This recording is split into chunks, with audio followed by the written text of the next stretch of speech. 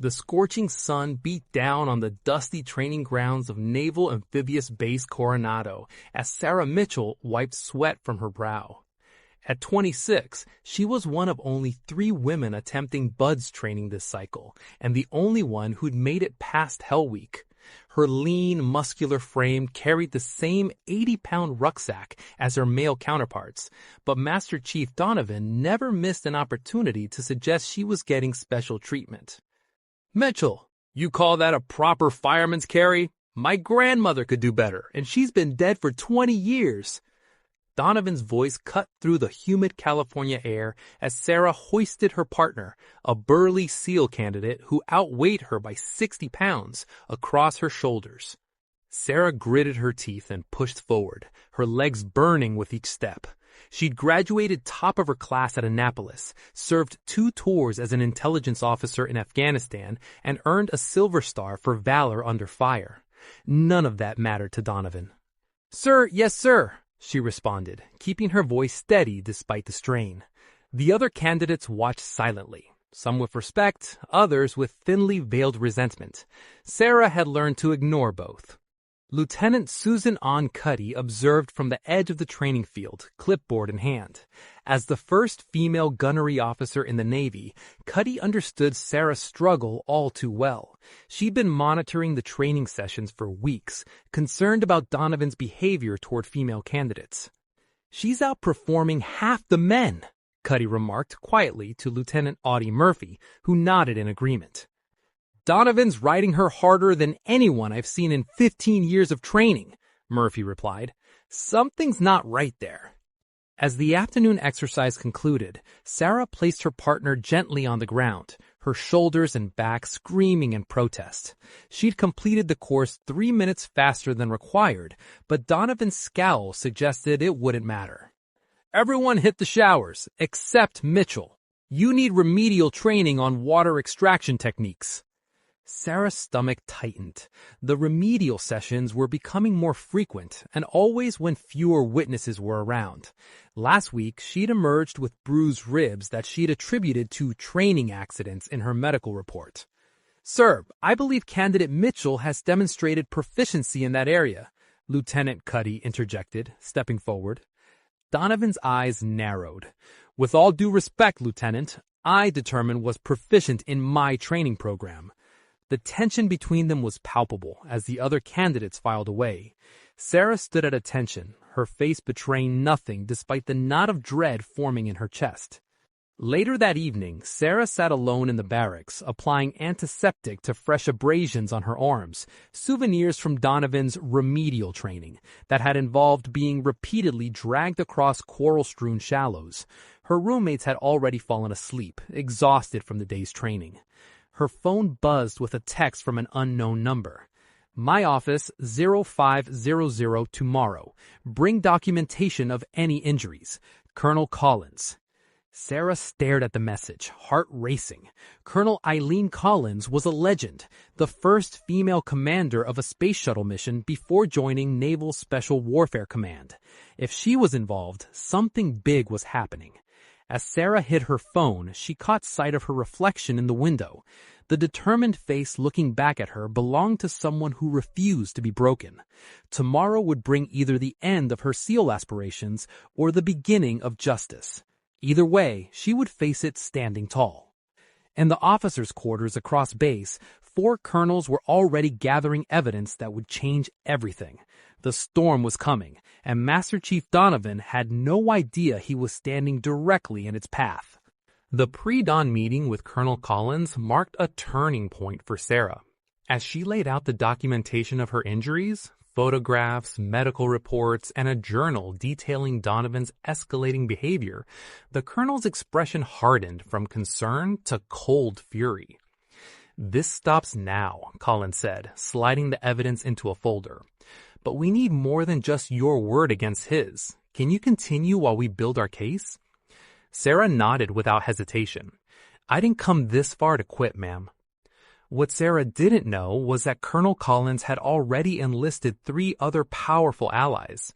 Colonel Merrill Tengestow, the first African-American woman to fly the U-2 spy plane, Colonel Anna Mae Hayes, a pioneering military nurse, and Colonel Oveda Culp Hobby, who had transformed women's roles in military service.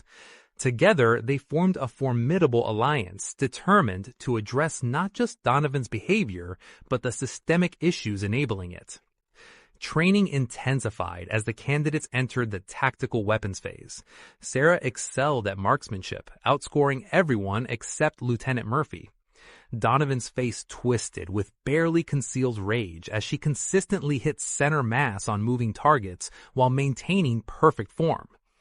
"Mitchell, front and center," Donovan shouted after she completed the advanced sniper qualification. "Since you think you're such a hotshot, you'll demonstrate close quarters combat techniques against me." A hush fell over the training area. Instructor candidate sparring was technically allowed but rarely practiced, especially with Donovan's reputation for accidentally injuring candidates he disliked. "Yes, sir," Sarah replied, stepping into the ring as her fellow candidates formed a circle around them. What followed wasn't training. It was assault disguised as instruction. Donovan moved with calculated brutality, landing demonstration strikes that sent Sarah sprawling repeatedly. When she successfully blocked the sequence, he escalated, sweeping her legs and driving her hard into the mat. "Get up, Mitchell," he snarled. "This is what real combat feels like. Still think you belong here?" Blood trickling from her split lip, Sarah rose again, and again, and again. Something shifted in the atmosphere as the other candidates witnessed her refusal to yield. Even those who had resented her presence now watched with growing unease and respect. Lieutenant Murphy attempted to intervene, only to be ordered back by Donovan. Unknown to both, Lieutenant Cuddy was filming the entire session from a concealed position, her hands shaking with suppressed anger. The breaking point came during a night navigation exercise 2 days later. Teams of 3 were dropped in different locations with orders to reach an extraction point using only stars and landmarks for guidance. Sarah's team included Murphy and the candidate named Rodriguez, who had always been neutral toward her. Halfway through the exercise, they discovered their compass had been tampered with, the needle permanently fixed to point northwest regardless of orientation. Sarah recognized it immediately as sabotage. "We continue without it," she decided, using her knowledge of celestial navigation to reorient the team. As they approached a ravine crossing, Murphy suddenly grabbed Sarah's tactical vest, yanking her backward just as a weighted training dummy swung across their path, right where her head would have been. "That's not standard," Murphy whispered, examining the setup. "That could have caused serious injury." Rodriguez found a partial boot print nearby that matched the distinctive tread of Donovan's tactical boots. That night, despite completing the exercise successfully, Sarah lay awake in her bunk, ice packs on her ribs and shoulder. The physical pain was manageable. The psychological warfare was becoming dangerous. She was no longer fighting just to become a SEAL. She was fighting for her safety. Meanwhile, across the base, the 4 colonels reviewed Lieutenant Cuddy's footage with grim determination. Colonel Tengestow slammed her fist on the table. "We have enough. This ends tomorrow." Colonel Hayes nodded, picking up a secure phone. "I'll contact the Admiral directly. No chain of command on this one. It's too compromised." The stage was set for a confrontation that would reverberate throughout the entire Special Operations community. The final qualification exercise loomed like a storm on the horizon. A simulated hostage rescue operation combining all the skills the candidates had learned. Sarah's team was assigned to infiltrate a mock terrorist compound, neutralize threats, and extract 3 hostages, all while facing a skilled opposition force of experienced SEALs. What no one told them was that Master Chief Donovan had personally briefed the opposition force to make it realistic for Sarah's team, code for making it nearly impossible. As team leader, Sarah sensed something was wrong when their insertion point was suddenly changed minutes before deployment, forcing them to cross exposed terrain. She quickly adapted, using the terrain's shadows and implementing a rolling cover formation that kept them undetected. Inside the compound, they encountered twice the expected resistance. When Rodriguez took a simulation round to the shoulder, Sarah made a split-second decision to change tactics, separating her team to create a diversion while she went for the hostages alone. Crawling through ventilation ducts, she dropped silently into the hostage room, only to find Donovan waiting instead of the expected role-players. "Surprise inspection, Mitchell," he sneered, blocking her path. "Let's see how you handle unexpected resistance." What happened next would later be described in 4 different official reports with remarkable consistency. Donovan lunged at Sarah with a training knife, but with the rubber safety tip removed, leaving a sharpened metal edge. She deflected his first strike, but he caught her arm on the second, drawing blood. "No witnesses here. Training accident. Such a shame you weren't cut out for this after all." Sarah's combat training took over. Using his momentum against him, she executed a perfect counter that sent him crashing into the wall. As he charged again, she disarmed him with the very technique he claimed women couldn't master during training. What neither knew was that Colonel Collins had installed surveillance cameras throughout the training facility after reviewing Lieutenant Cuddy's evidence. Every moment was being recorded and live-streamed to a secure room where the 4 colonels watched alongside the Admiral of Naval Special Warfare Command. "That's enough," the Admiral said quietly, reaching for his radio. "Terminate exercise immediately." Within minutes, military police entered the compound. Donovan was escorted out in handcuffs, his face a mask of disbelief as he spotted the 4 colonels standing with the Admiral. The decision to end his career took precisely 17 seconds once the evidence was presented. 2 weeks later, Sarah stood at attention as the graduating class of buds received their tridents. Her arm still bore a bandage from Donovan's attack, but she stood tall, the first woman to complete the training. As Lieutenant John F. Kennedy, grandson of the former president and a decorated SEAL himself, presented her with the ceremonial combat knife, he spoke words that would be remembered long after.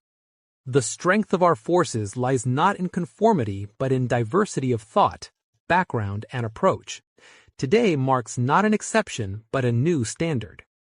The investigation triggered by Sarah's case revealed a pattern of discrimination that had forced dozens of qualified candidates out of special operations training. 3 more instructors were removed, and a comprehensive review of training protocols was implemented across all Special Forces programs. Sarah's first deployment came 6 months later, leading a mixed-gender team on a classified operation that successfully extracted a high-value intelligence asset from behind enemy lines. The mission's success was attributed directly to her innovative approach, one that traditional training would never have developed. Back at Coronado, a new generation of candidates now trained under reformed leadership. The phrase, "she could kill you," transformed from Donovan's dismissive warning into a respected acknowledgement of capability regardless of gender. In the Officers' Club, a small plaque appeared on the wall, bearing no name but a simple inscription that told the whole story. "Courage is not measured by the battles we choose, but by those we refuse to surrender." Colonel Collins smiled whenever she passed it, knowing that some victories changed not just one career, they changed the future itself.